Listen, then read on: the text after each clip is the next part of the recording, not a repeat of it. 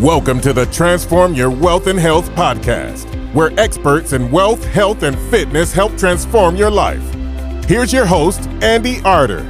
Today's episode is the roundup of 2017 interviews that I've done. And just to start things off, I wanted to give you a little more insight into why I started the podcast. It's a culmination of a journey for me from back in the days when I was one of 5 children living in a house with my mother and a father on social housing in a big estate in the middle of North London. We lived above a dry cleaners. We were overcrowded. There was 7 of us in this 3-bed, which we kind of turned into a 4-bed by using utility rooms and stuff like that. We had my sister in one of the rooms, and she was there amongst all our bits and pieces that shouldn't really have been in the bedroom. There was a fridge. I remember the fridge being there, and all sorts of other pieces and boxes of stuff that shouldn't really have been in a young girl's bedroom. But we had to live our life, and we had to use things as per we needed to make sure that the people within the family were catered for in bedrooms, etc. So I had a bunk bed which I shared with my older sister. She was 7 years older than me. I'm sure a young teenage girl wanted to be rooming with her brother that was 7 years younger than her. I'm sure that was great fun. But we needed to do it. We had to get on. We had a life in the inner city of London. By world terms, we were rich, but by UK terms, we were poor. So we got on with things. And when I moved into this house, and as we have developed this house that we're in now, we've actually got 4 spare bedrooms. So if you take that into account of where I've come from originally, I wanted to try and help some other people, at least mentally, possibly physically as well, transform their life. So that's where I've come from. Just to give you an idea of some of the people we've had on, we've had some brilliant guests, and the very first guest, Tony Kelly, he had issues, he had problems, they were mental health problems. So we're trying to deal with wealth and health. Tony's problem was a mental health issue.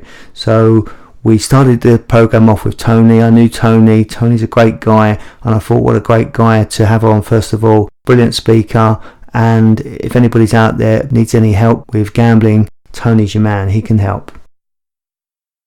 The one thing about all the people that we had on the show is that they'd been through some pressure, some things within their life that they'd actually struggled with.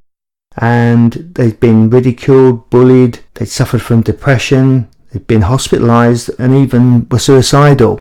But they managed to transform their lives and now even help to transform others too.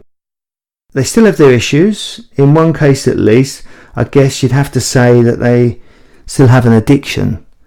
Although they've overcome it, and no doubt it's always in the background, so it needs attention and needs looking after. We had Tony Kelly on the show. Tony, I know, has been educating children in schools on the perils of gambling and how it took him on massive highs and even longer lows. Gambling cost him around £500,000 and changed his life. Now, Tony doesn't look back too much on things. He likes to look forward. What happened. He gets on with it, and mentally he's over it. So he wants to move forward and help other people to do the same thing too. It's a mental health thing. It's something that helped him to suffer wealth-wise as well. He'd have been £500,000 richer now. He ended up his playing career after 9 professional clubs with debts of nearly £200,000. Ouch. Now, Tony has moved things on since then. He's actually had a meeting with the FA, and he's looking to do some work with the Football Association to try and help footballers, in particular young footballers Tony was interested in, to try and stop them getting involved in gambling, and in particular stopping them getting addicted to gambling.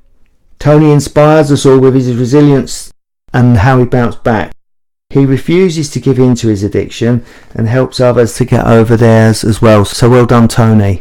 Here's a clip from Tony's episode. 33 or something, I finished football. As I said, I've racked up a lot of debt, so I was still gambling even after my professional football. So yeah, I was thinking of ways of, how to clear some of my debts. And like I said, you would do anything. And yeah, opportunity came to do a story with an ex-EastEnders actress, which we can't name, obviously. And it's something that I'm not proud of, to be honest with you. It wasn't .com, was it? No, it wasn't. All right, fair enough. No. It was something I'm not proud of, to be honest. I look back and I think, geez, you had to really do that just to get money, just to gamble, and the money went within a few weeks anyway. So something not too proud of. Yeah, well, I'd like to read a little excerpt from your book, if I may, because it kind of sums things up a little bit for me. Yeah. So you've written, "That's what gambling does to you. It takes you on a roller coaster ride through all the emotions from exaltation to total despair. Naturally, this affected my game. When I had won, I would be on a high and play well, but when I would have lost, it would usually lead to a stinker on the pitch." Yeah, that sums up a lot of the stuff I went through in terms of mentally, physically, how I was coping with it. There was times where I would go out in front of 20,000 people, with my mind elsewhere, not focused on the game. I've just lost a couple of grand the day before, and it plays with your mind. And it's proof of the pudding is that I've probably roughly about 200 league appearances for the 5 or 6 clubs I played for. But realistically, I should have played 400 games, and that's due to the way my mindset was, the way it affected me mentally. I was always in and out of the team. I could be out of the team for 3 months. So I've lost 4 or 5 years to the game because I finished at 30-31. So I've definitely lost time to the game, and that's obviously due to the addiction. So that really did affect your wealth and health. Yeah, exactly, both. Lost a lot of money, approximately £500,000 in total, with houses, etc., and property. Ouch. And if you'd have invested that, probably I'd be a rich man even today. more. Yeah, exactly. So but you can't look at it that way. You got to look at it as though I had an addiction, I had a problem that unfortunately with me I didn't deal with at the time, which is again something we talk about in terms of talking about it and getting help ASAP. I didn't do that. And so I suffered, but that's gone, it's history, it's past, and I've moved on to other things today. Then we had Alexander Seery on the show. Alex had suffered as a lad with his father leaving when he was a tot, and having a less than perfect relationship with his mother, leading to him suffering from depression and having suicidal thoughts. He met his beautiful wife and things took a turn for the better as he made huge investments in a course. Now Alex went into everything and told us all the situation of how he was making this investment, and then immediately afterwards was sick. It turned out to be the best thing he'd ever done, but the nerves kicked in and he wondered whether he'd made a huge mistake. Did it, followed it through. He burned his bridges, he'd made his commitments, and Alex just went from strength to strength, and he told us the whole story of how he did that. It led to him becoming a successful property investor, and nothing ventured, nothing gained. He's now moved on with his latest project being Shifts to Success, where he's working with the police force to enable them to become entrepreneurs. And he's also got a book out too. Impressive stuff from Alex. Well done, Alex. You're starting to get the mindset to transforming your life. Is that where you got involved with Simon Zucci's Property Investors Network? That's exactly right, yeah. So from that, I found out I don't want a job anymore, especially my dream job wasn't all what it was cracked up to be. So I decided, I want to start learning about investments and property. But the only thing is, I didn't know a thing about property. I didn't have capital to kind of invest, really. So I knew I had to learn somehow. So what I did, I actually ordered your Property Network magazine. With a book came with it, Property Magic. I read that book and was like, oh my God, this is great. It's really simple laid out. So what I decided with my partner, we went into a 3-day event, which is called the Mastermind Accelerator. And then from that, we went on the full year course. But the only problem with this is that it would cost about £18,000, which is all of mine and my partner's savings, because I got kicked out of my family home and I was saving for a house for me and my partner to live in, because I was living with my mother-in-law, right? Decision, an opportunity versus your lifestyle. So this is the thing that you have to make a decision on, isn't it? So I obviously know where yours has gone, but you can imagine other people that are out there listening thinking, I've got an opportunity, it's going to cost me money, but where am I going to take it in the future? So I know what you mean. Yeah, absolutely. So long story short, it was crunch time for me after this 3-day event. I had to kind of decide whether to go back to a life of mediocrity, have a job dictated by bosses and kind of the system and the rat race and get a mortgage and stuff, or take a massive leap of faith in my own abilities and my kind of resourcefulness and spend the money and try to take control of my life a bit more.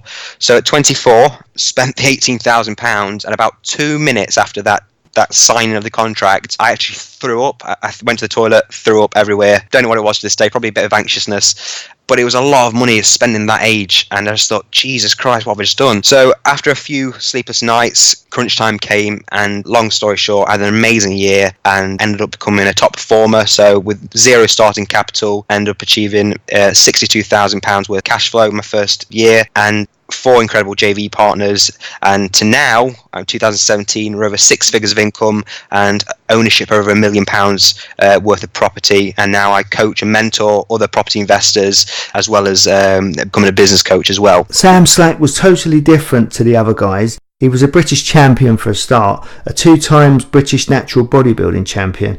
He told us of how he got into his sport, his incredible mindset, his attention to detail, and his training techniques. It was fascinating stuff. It's not what you thought it would be, because I believe this guy would be training 7 days a week. Doesn't he? Trains 3 or 4 times a week, and he does about an hour and 10 minutes, I think he said. So if you believe that ordinary people, which would go training 7 days a week, are not able to perform as high as him, it's because of the intensity. And Sam explained all about the high intensity nature of his training sessions. If you get a chance to have a look at him training on social media, then just have a look. The weights are incredible and it's energy sapping just watching him.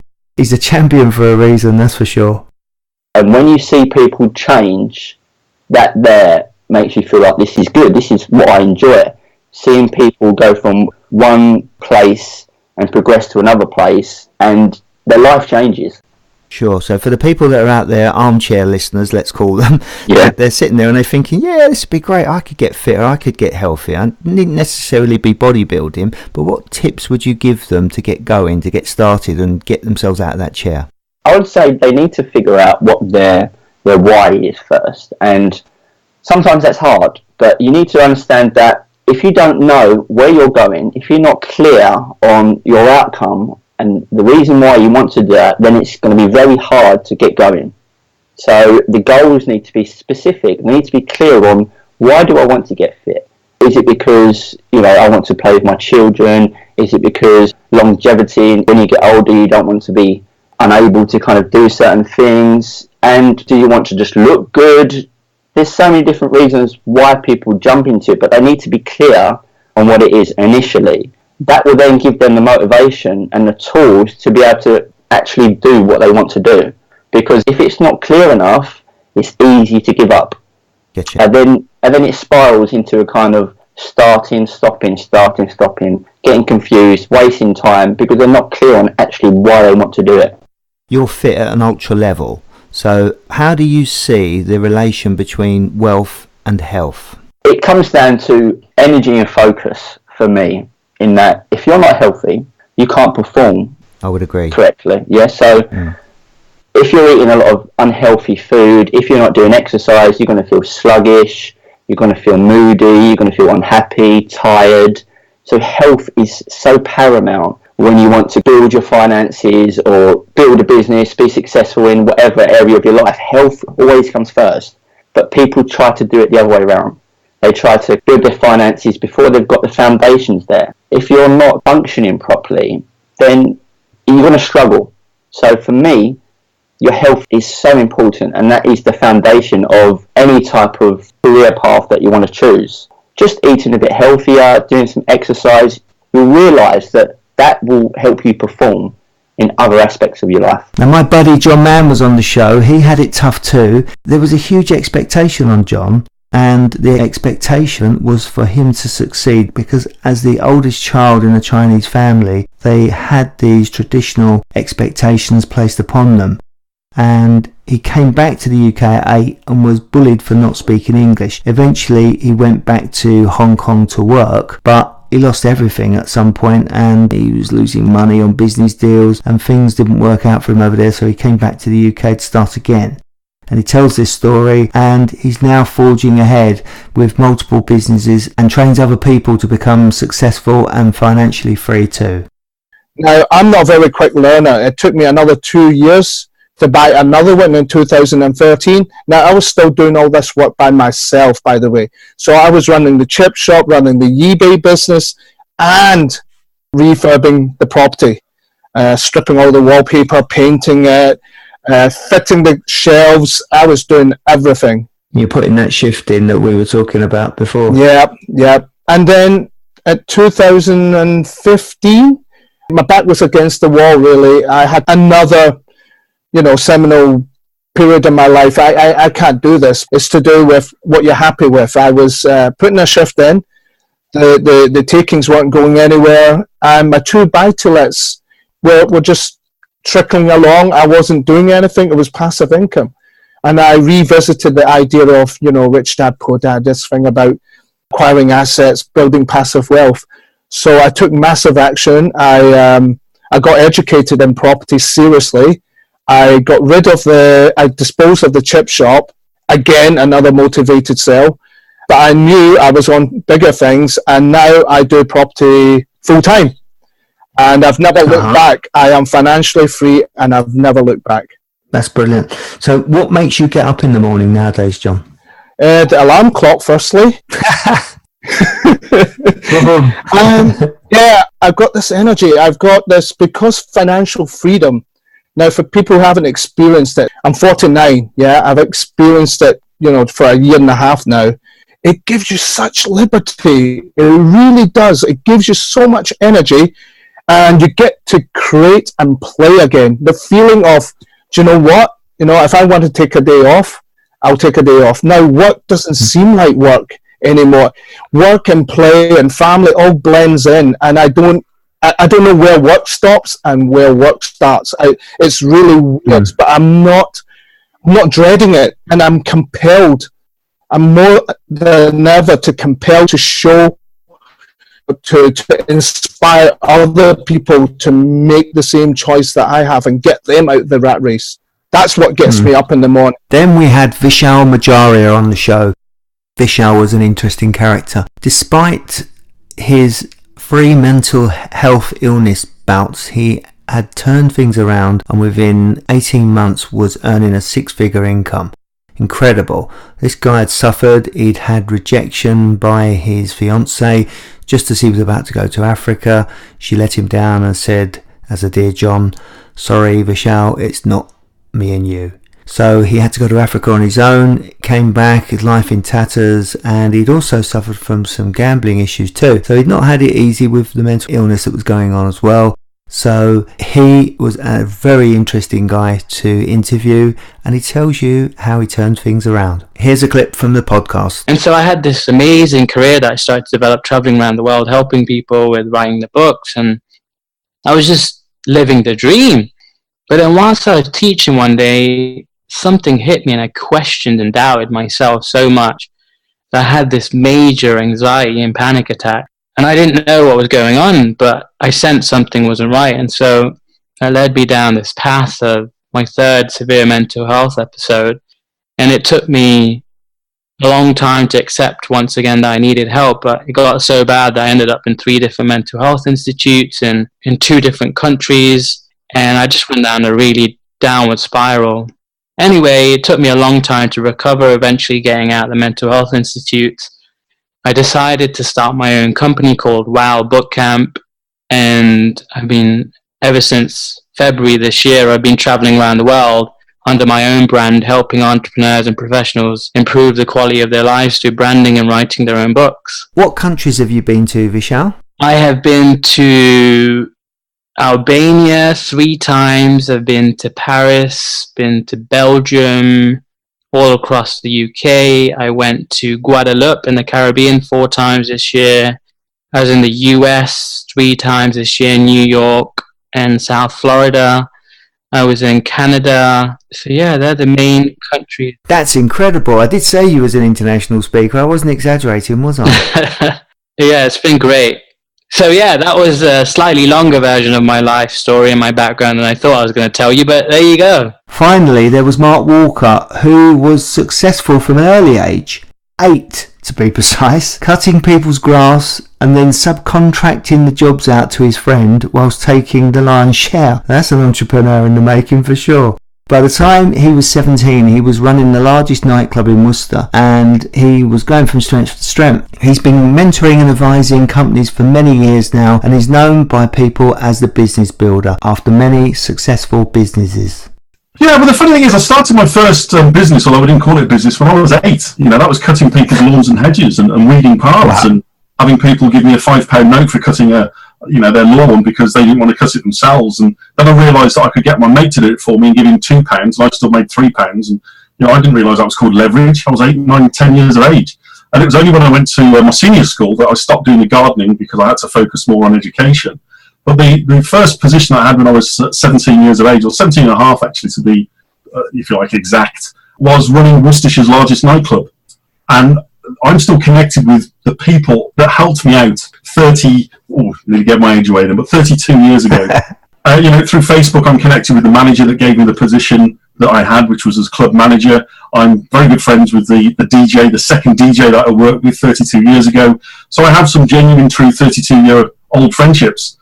It's all about, what I've learned is it's all about leveraging and taking. Every time you learn something new, so from the age I was 17 and a half, right the way to where I am now, I'm still learning with the people I meet, the lives that I touch, the information that people give me. I like to pull projects together, Andy, and that's what I said earlier. It's how I make other people successful, and my success is a part of their success, because I learned a long time ago, there's no point in trying to be, one man is an island or one woman is an island. Everybody has something to offer and share experience-wise with the next person. Incredible stuff. Now, you can't fail to be inspired by what these guys have achieved, but even more importantly, what do you want to achieve? Drop me a line on transformyourwealthandhealth@gmail.com and let me know. Or call me on 07 903 771 594.